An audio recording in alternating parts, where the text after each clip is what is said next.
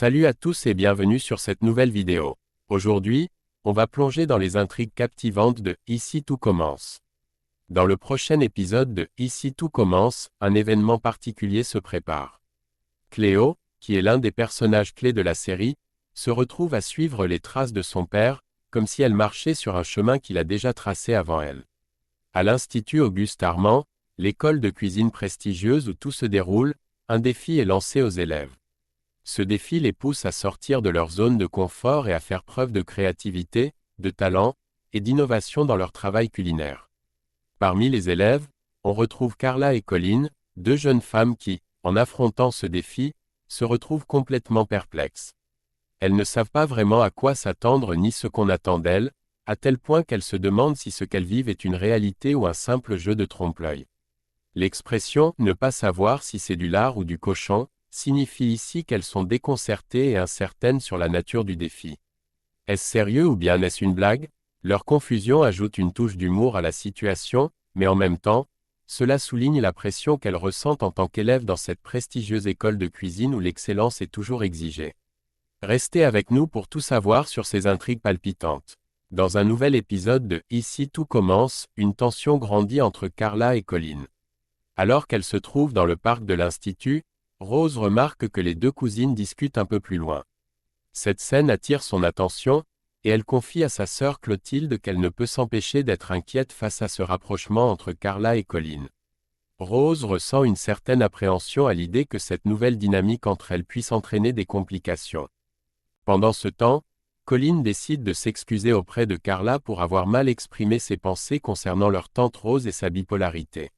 Cependant, malgré ses tentatives pour réparer les choses, Colline, maladroite, continue d'exprimer des jugements erronés et préjugés sur Rose, ce qui aggrave la situation.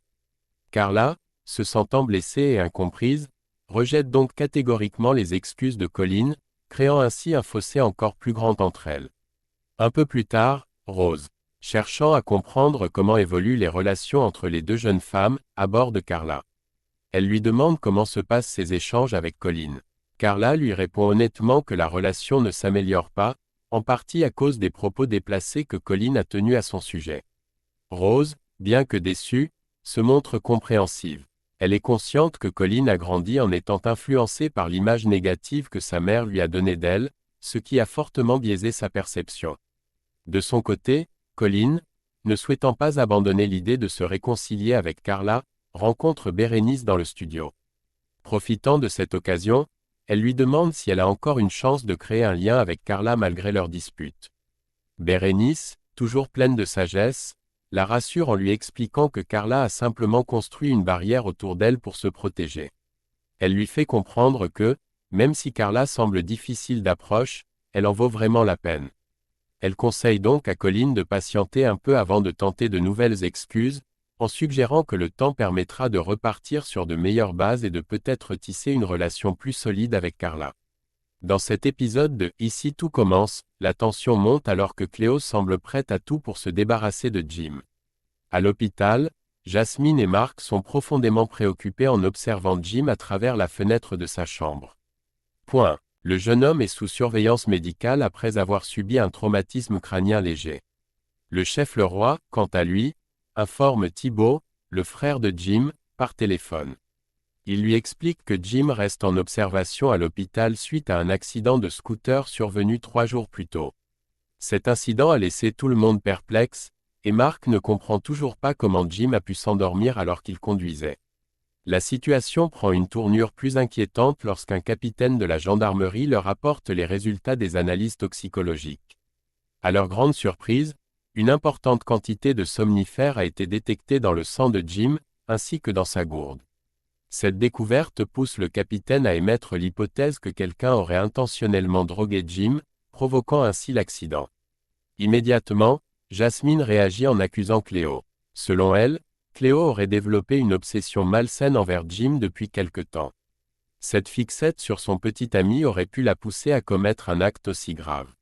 Cependant, malgré ses suspicions, Jasmine se retrouve désemparée car elle n'a aucune idée de l'endroit où Cléo pourrait se trouver à ce moment-là.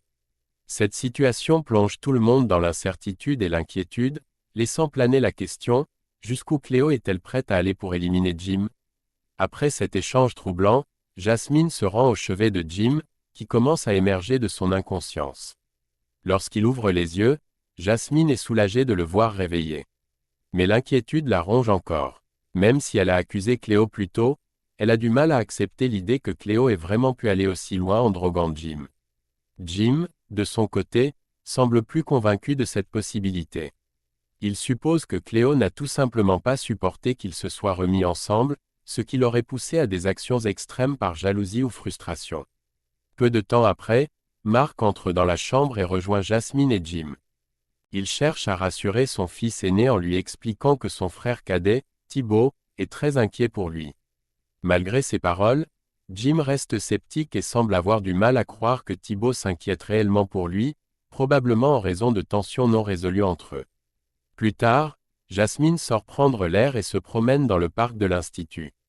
Là, elle croise Suleiman, qui, en voyant son expression préoccupée, s'approche pour prendre des nouvelles de Jim. Jasmine lui explique ce qui s'est passé et révèle que Cléo est celle qui a drogué Jim, une nouvelle qui choque Suleiman. Alors qu'ils discutent, le téléphone de Jasmine sonne soudainement. Elle reçoit un appel d'un numéro masqué. À l'autre bout du fil, c'est Cléo. Jasmine, surprise, écoute attentivement tandis que Cléo, d'une voix emplie de regret, lui présente ses excuses. Suleiman, réalisant l'importance de la situation, fait discrètement signe à Jasmine de garder Cléo en ligne pour la faire parler. En même temps, il sort son téléphone pour enregistrer la conversation, espérant obtenir des aveux qui pourraient aider à clarifier la situation. Pendant l'appel, Cléo s'excuse sincèrement auprès de Jasmine, expliquant qu'elle avait agi sous l'emprise de la peur. Elle craignait que Jim, pour une raison ou une autre, finisse par lui faire du mal, et ses actions ont été guidées par cette anxiété irrationnelle. Jasmine, essayant de la calmer, l'incite à se rendre à la police pour expliquer son geste et éviter d'aggraver la situation. Cependant, Cléo semble résolue à une autre issue. Elle confie à Jasmine qu'elle ne compte pas se livrer aux autorités, préférant disparaître pour échapper aux conséquences. Inquiète que Cléo soit sur le point de commettre une autre erreur, voire pire, Jasmine essaie de la retenir. Elle lui demande alors où elle se trouve en ce moment. Cléo, après une brève hésitation, lui répond qu'elle est retournée chez Paul, probablement un lieu qu'elle considère comme un refuge. Saisissant l'occasion, Jasmine lui ordonne de rester là où elle est, lui promettant de venir la chercher. Avec cette promesse, Jasmine espère empêcher Cléo de commettre l'irréparable et de prendre des décisions qui pourraient avoir des répercussions encore plus graves. Après avoir raccroché avec Cléo, Jasmine prend immédiatement les devants et appelle la police pour signaler la situation. Pendant ce temps, Suleiman, prenant l'initiative, court chercher les clés de la voiture de son père, prêt à intervenir rapidement. Quelques minutes plus tard, les deux amis se rejoignent sur le parking de l'Institut, déterminés à se rendre à la villa de Paul, où Cléo prétend s'être réfugiée. Cependant, alors qu'ils sont sur le point de partir, un doute envahit soudain Jasmine. Elle commence à réfléchir à la situation et se pose des questions. Comment Cléo aurait-elle pu se rendre jusqu'à la villa de Paul sans voiture ni argent? Ce détail, qu'elle n'avait pas pris en compte jusqu'à présent, la fait hésiter. En y repensant, tout cela semble étrange et peu plausible. C'est alors qu'une révélation leur traverse l'esprit, presque simultanément. Jasmine et Suleiman comprennent que Cléo les a peut-être manipulés. Son véritable plan n'était pas de se cacher chez Paul, mais de les éloigner de l'hôpital, où Jim est toujours vulnérable. En réalité, Cléo pourrait bien être encore à proximité, préparant quelque chose de dangereux. Leur intuition se révèle juste. À ce moment-là, Cléo se trouve bel et bien à l'hôpital, dans la chambre de Jim. Elle s'approche lentement de lui, un oreiller serré contre elle. Jim est profondément endormi, inconscient du danger qui le guette. Cléo, le regard empli de remords, s'excuse en murmurant. Elle admet à voix basse qu'elle est allée trop loin dans ses actions et qu'elle se sent piégée, incapable de revenir en arrière. L'oreiller qu'elle tient fermement dans ses bras semble destiné à un geste tragique. Mais juste avant qu'elle ne puisse passer à l'acte, la porte de la chambre s'ouvre brusquement. Mark, Jasmine et Suleiman arrivent en trombe, interrompant Cléo dans son élan.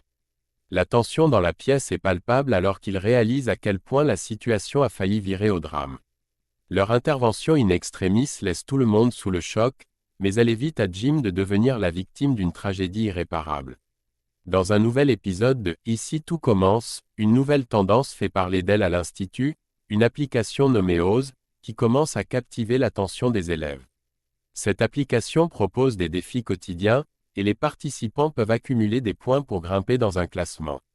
La compétition, bien qu'originale et amusante pour certains, devient rapidement l'objet de discussions parmi les étudiants.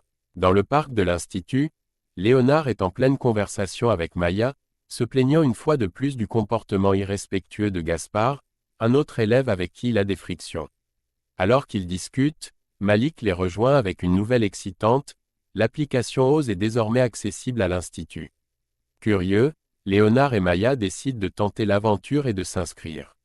L'application promet des challenges quotidiens, tout plus insolites les uns que les autres, et les élèves peuvent accumuler des points en réussissant ces défis.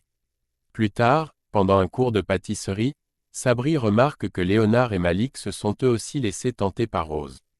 Il ne peut s'empêcher de remarquer que presque tous les élèves de l'Institut se sont inscrits, intrigués par cette nouveauté. Le défi du jour est particulièrement osé. Pour gagner 100 points, il faut traverser le parc en plein jour, complètement nu. Ce défi audacieux fait parler de lui dans tout l'Institut, et nombreux sont ceux qui hésitent à y participer. Après les cours, Léonard avoue à Maya qu'il est sérieusement en train de réfléchir à relever ce défi. Ils discutent encore lorsqu'un garçon, totalement nu, surgit et traverse le parc sous leurs yeux, accomplissant ainsi le fameux challenge du jour.